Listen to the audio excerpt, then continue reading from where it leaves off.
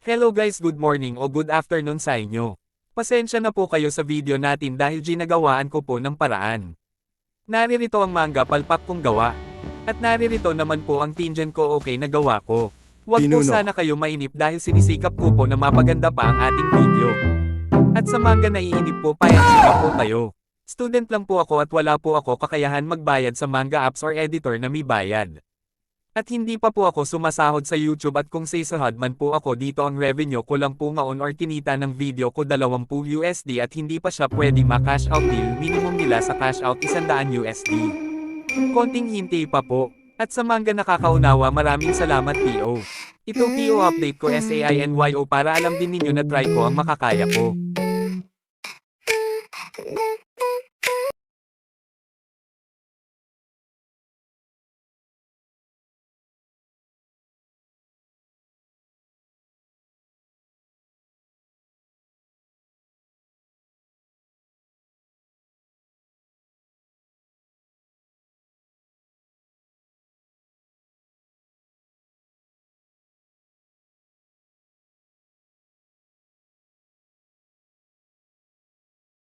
Pinuno, tapos na ang molde na ipinagawa ninyo.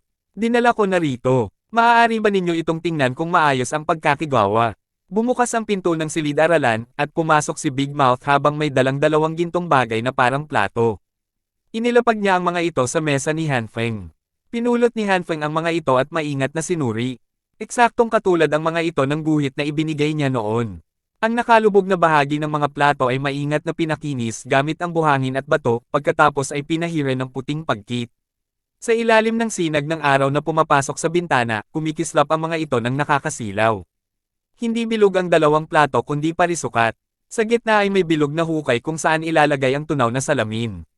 Sa apat na sulok naman ay may mga butas kung saan maaaring ipasok ang maliliit na tansong baras upang pagdugtungin at maayos na maikabit ang dalawang bahagi ng molde. Sa ganitong paraan, hindi ito gagalaw habang pinipisil ang molde. Pinuno, gagana kaya ito? Muling tanong ni Big Mouth nang mapansing tahimik si Hanfeng. Oo, mukhang maayos naman. Subukan muna natin. Sa tingin ko ay wala namang magiging malaking problema. Pagkatapos ay lumingon siya sa mga estudyante. Sige, kayo na muna ang magsanay magsulat habang wala ako. May aasikasuhin lang ako. At oo, bukas ay magkakaroon tayo ng pagsusulit sa pagdidikta ng mga karakter na natutuhan natin. Sa bawat maling karakter, isusulat ninyo ito ng 100 beses. Pagdidikta, 100 beses para sa bawat mali. Nanginig agad ang mga estudyante. Kanina pa sana sila nagbabalak na magpabeya dahil aalis na ang kanilang guro, ngunit nang marinig nila ang tungkol sa pagsusulit at parusang 100 ulit na pagkopya, agad silang yumuko at seryosong nagsimulang magsanay magsulat.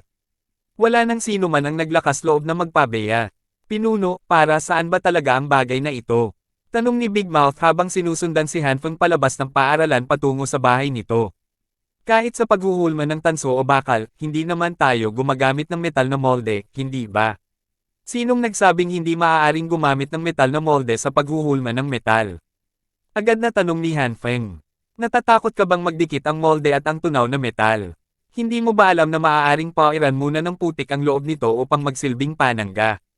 Ay oo nga, tama. Hindi ko naisip iyon kanina. Biglang napagtanto ni Big Mouth at napakamot sa ulo habang tumatawa. Pero may isang bagay kang kailangang tandaan kapag gumagamit ng metal na molde na may sapin na putik. Seryosong sabi ni Hanfeng. Kailangang ganap na tuyo ang putik. Kung basa pa ito at nadikitan ng tunaw na metal, bigla itong lilikha ng napakaraming singaw. Magdudulot iyon ng mga bula sa loob ng metal at makaaapekto sa kalidad ng magiging produkto. Pinuno, tapos na ang molde na ipinagawa ninyo. Dinala ko na rito. Maaari ba ninyo itong tingnan kung maayos ang pagkakigawa? Bumukas ang pinto ng silid-aralan, at pumasok si Big Mouth habang may dalang dalawang gintong bagay na parang plato. Inilapag niya ang mga ito sa mesa ni Hanfeng. Pinulot ni Hanfeng ang mga ito at maingat na sinuri. Eksaktong katulad ang mga ito ng guhit na ibinigay niya noon.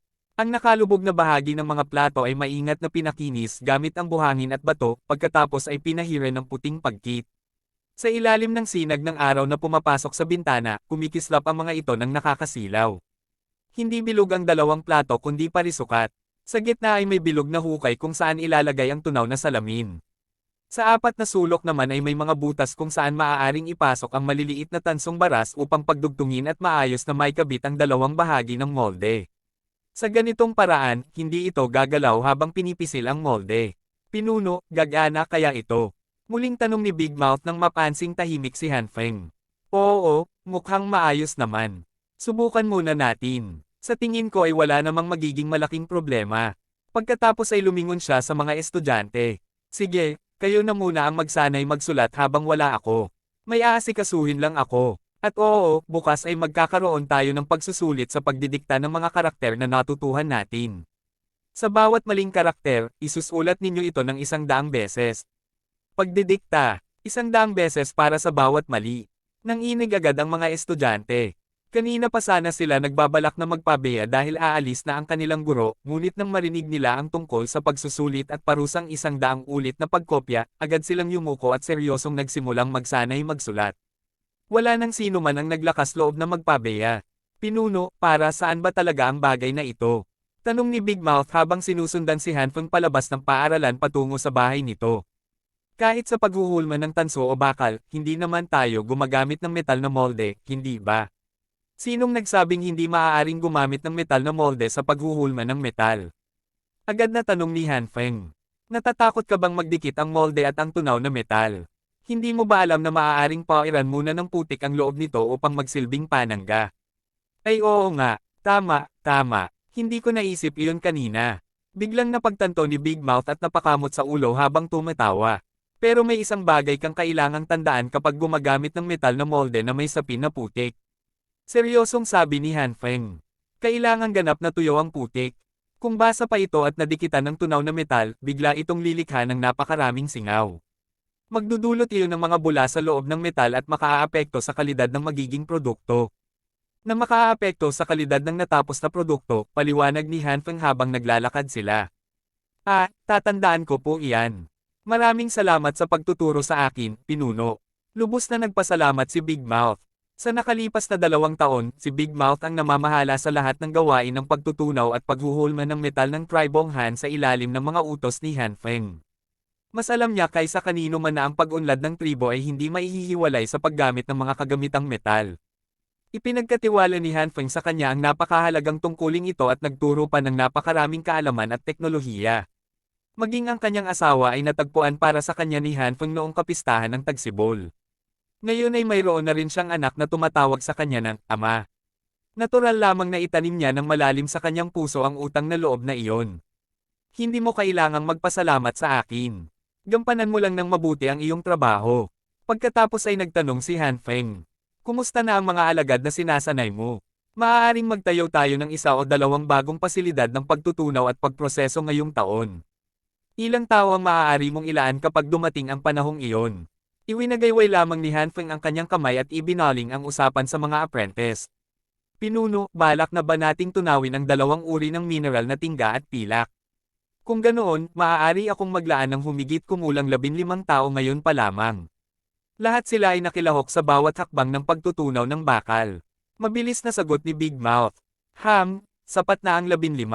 Gawin silang pangunahing teknikal na tauhan.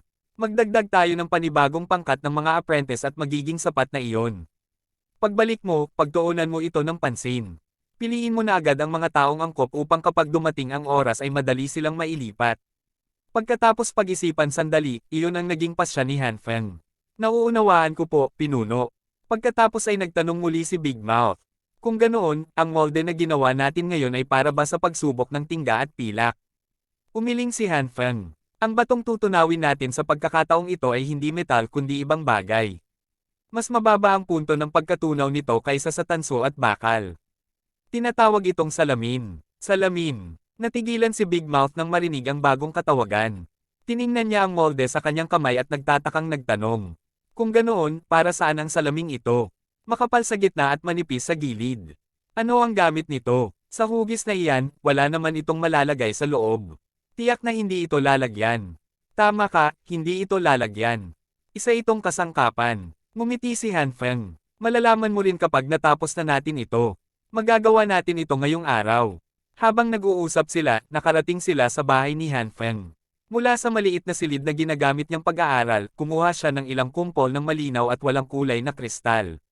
Wow! Mineral ba ito? Mukha itong kasing linaw ng tubig. At parang dulo ng sibat ang hugis. Pinuno, ito ba ang tinatawag ninyong salamin? Ito ang unang pagkakataon ni Big Mouth na makakita ng ganoon kalinaw at walang kulay na kristal.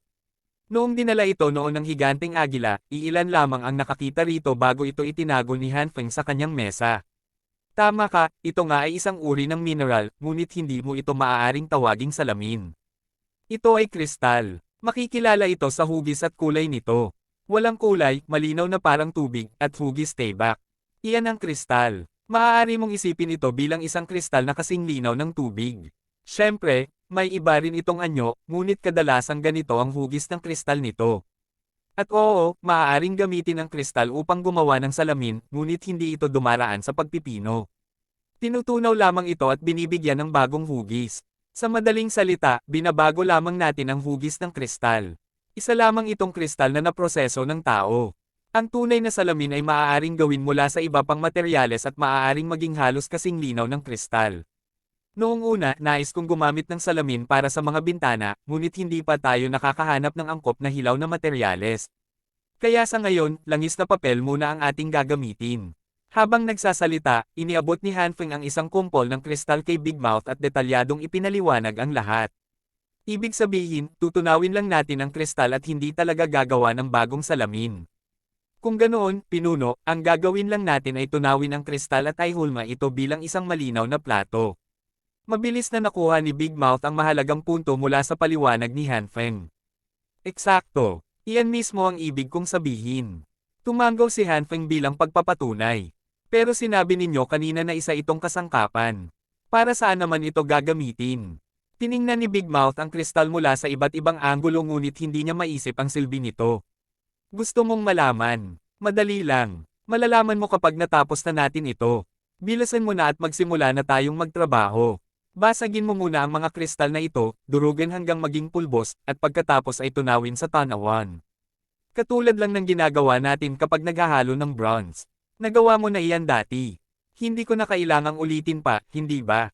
Sabi ni Hanfeng nang makita ang nakakatawang ekspresyon sa mukha ni Big Mouth. Ha, babasagin natin ang ganito kagandang bagay. Hindi ba sayang naman iyon?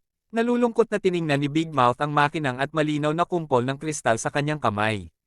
Ngumiti si Hanfeng. Gusto mo pala ito. Kung mananatili lamang itong ganyan, bukod sa pagtingin dito o paggamit bilang palamuti, wala naman itong silbi. Kapag ginawa natin itong kasangkapan, saka lamang natin ito mapapakinabangan.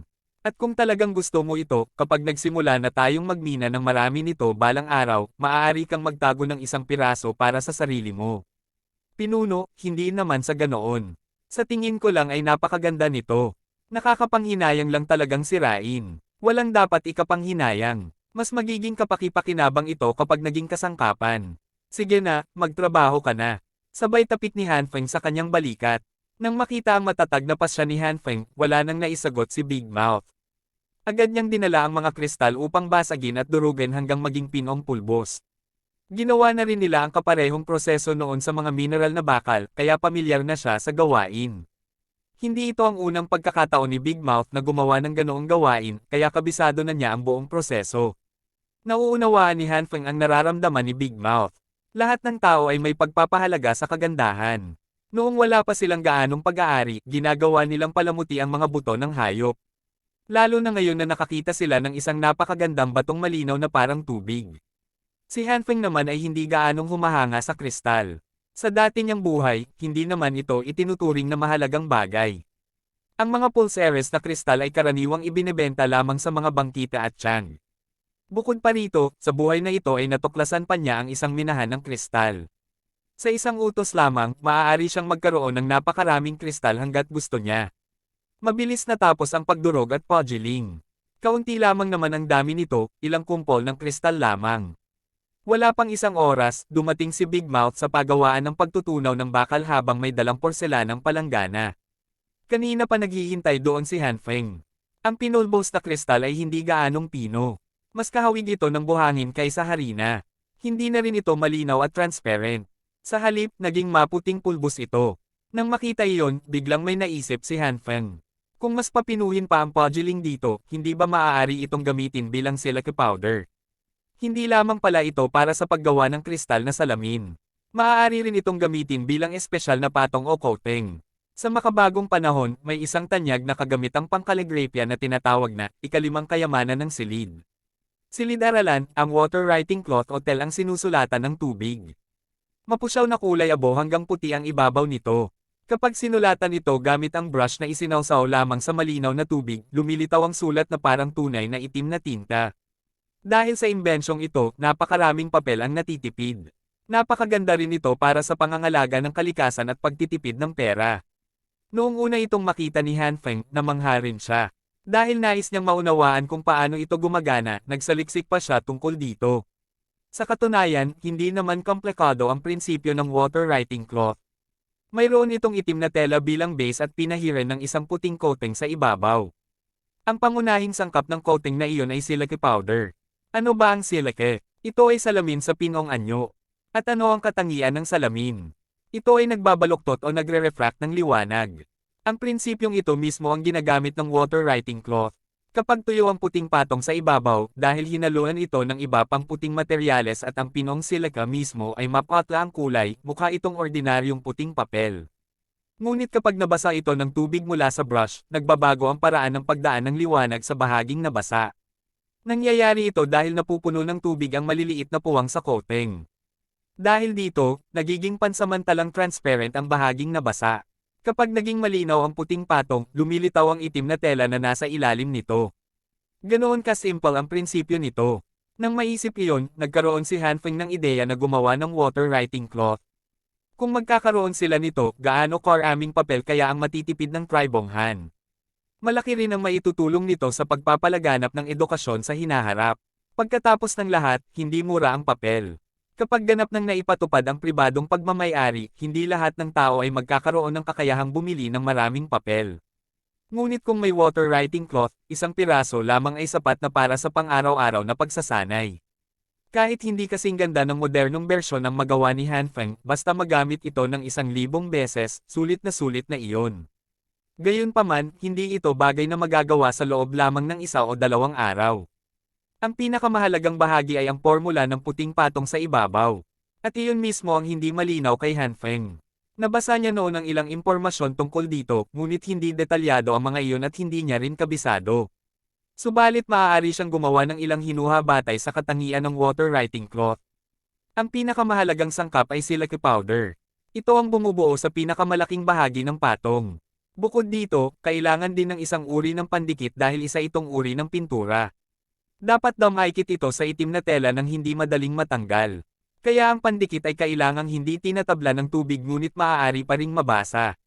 Sa madaling salita, hindi ito dapat humiwalay sa tela kapag nabasa. Kailangan din ng isang pulbos na may kakayahang magpanatili ng tubig.